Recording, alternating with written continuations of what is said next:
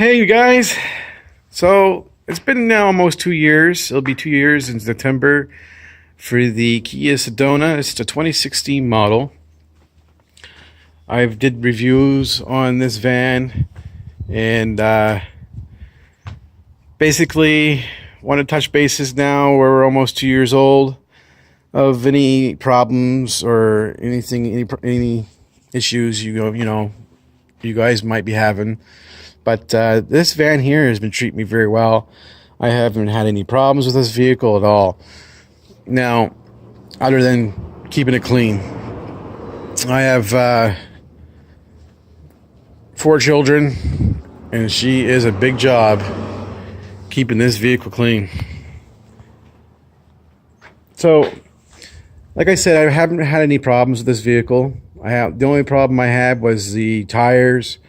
The original tires that come on this was junk. I think I've only gotten 20,000 kilometers out of them tires. These are a new Destination Firestone tire. These are Destination L2 or something like that. And just had them put on last week. I was going to make a video of it, but I didn't bother. So that was the only thing I've had changed on the vehicle. Other than that, everything's been good. Now, I know a lot of people were talking about the vehicle, about smell, the fumes, or the vehicle was putting out a bad smell. It's probably from the ethanol in your fuel now. Ethanol will give off a really I don't know, like an egg, or it's a really weird smell. So that's probably what you're smelling. Ethanol in the fuel smells bad. So in the vehicle, I just got it cleaned. I cleaned it myself. It took me probably 4 hours to clean. I had to pull all the mats out, and I had to vacuum. And as you can see, wash the rugs. These mats hold in the snow and the dirt really well, but the only places it really gets to is around here.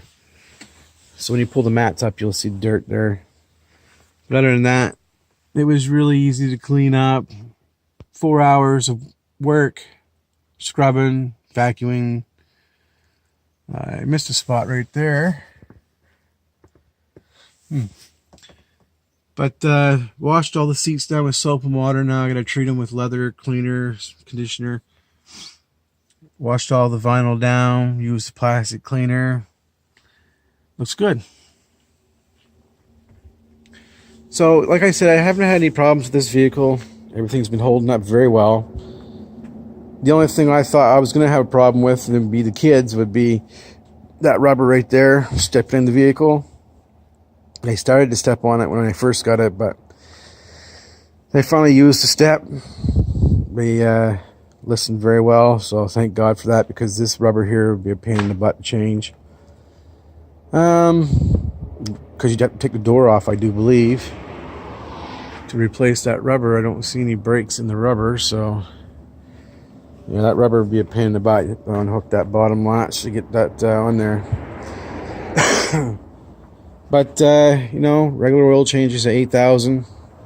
Just get inside the vehicle. All the power doors work very well.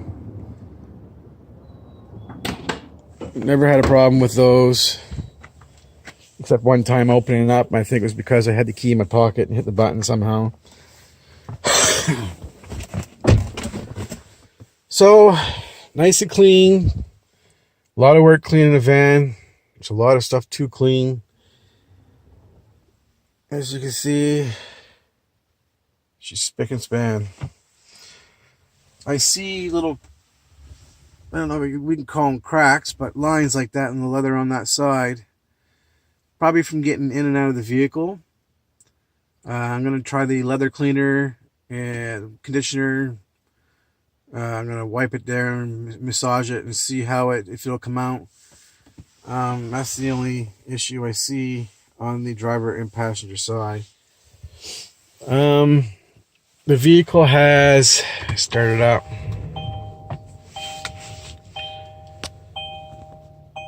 41,000 kilometers on it, so that'd be miles, 25, a little over 25,000 miles. Like I said, no problems, regular oil changes. There's no tire rods, ball joints, nothing that's been replaced yet. I do hear a little sound on this side, but it's not loud, it's not real bad, so I don't know if it's a ball joint. It's starting to go, but the car is going up to the dealer to be looked over for the first time in almost 2 years, and they want to give it a going over to see if there's anything that needs to be done under warranty. The vehicle has a 5-year bumper-to-bumper warranty, so I shouldn't have to worry about anything. The only thing that the warranty don't cover would be the shocks. I think it's the shocks, the brakes, like the pads and rotors, and the all-wear items. The only thing I really had to change on this vehicle was the windshield wiper blades. Sunroof, everything's good on it, no leaks, everything works good, all power, like all the electronics, everything, power, doors, everything works really well. No problem with any buttons. Heating, cool seats still work really good. I love that feature. I love it, especially when you got leather seats in the wintertime. The only complaint I really have with this vehicle is gas mileage. It's horrible on gas. I'm telling you right now. I've probably stated this many times in my other vehicles, but you can see right there I'm averaging. I have to get closer.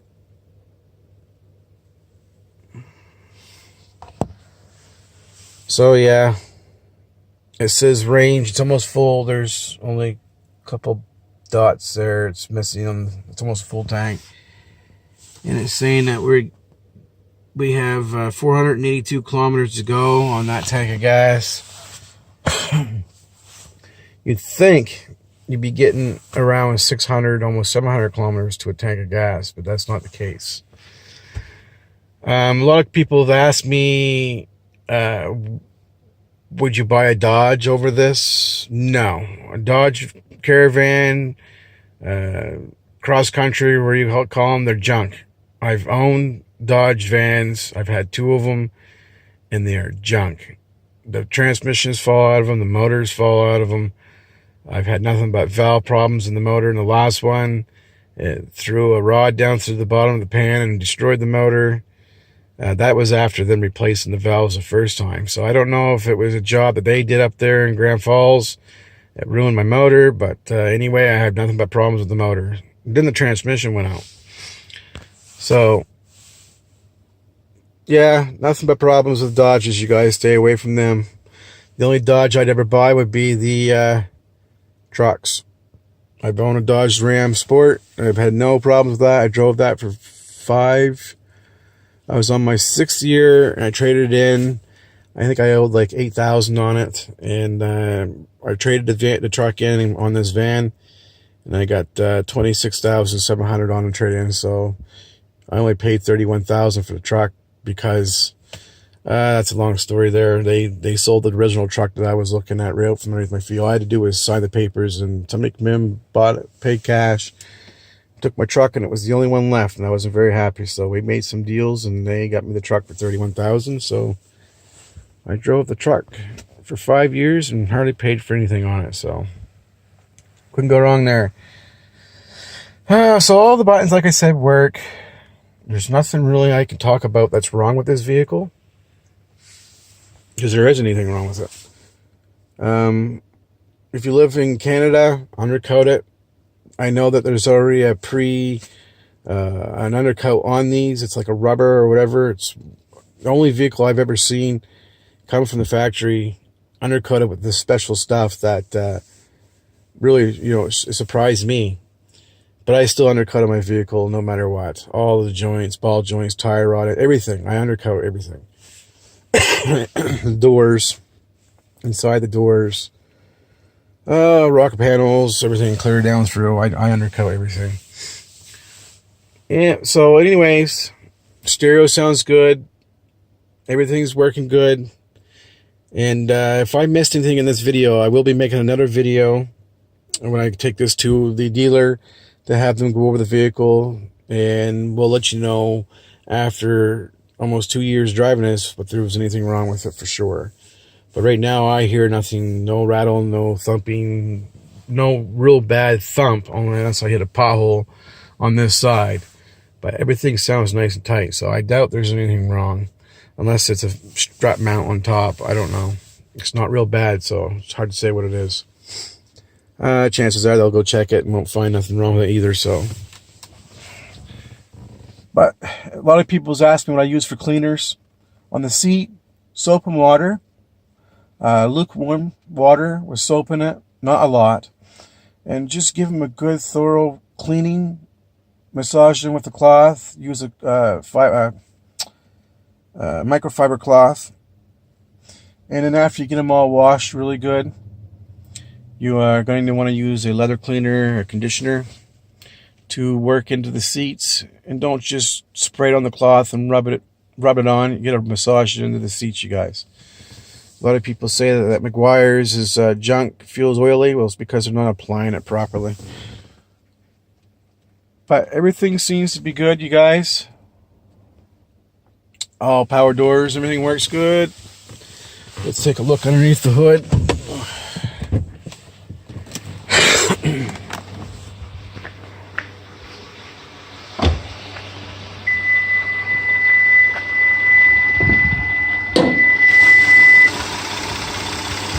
I also cleaned underneath here. Our winters is hard on a vehicle. I still got a little more cleaning to do underneath the hood, but I cleaned some of it, as you can see. Just a quick cleaning. I haven't even pulled the air filter out yet. I imagine it's still pretty good, but I will be checking. But yeah, our winters is awful hard on a vehicle. All the cameras, the 360 cameras work really good. No problems there. Power mirrors all work good. I've had the windshield replaced once, and I got to take it back from to calibrate the camera for the auto dimming. It constantly goes high beam, low beam when it's not really supposed to be. So every little light, street light or whatever, will pick it up. And I would say it's pointing too high or something. Something's going on that's causing it to put the lights on low beam when it's not required. But that's just an adjustment on the from the windshield when they calibrated the cameras, so that's gonna be fixed. That's nothing to do with the vehicle itself. It's maintenance error.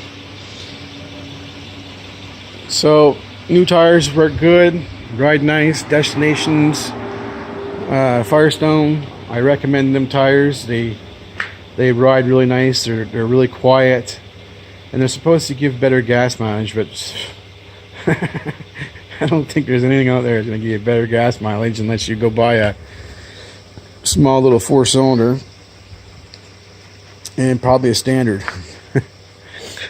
Today's gas prices is ridiculous here in Canada. It's $1.35, and yeah, buy your gas in the States, you guys. It's a lot cheaper.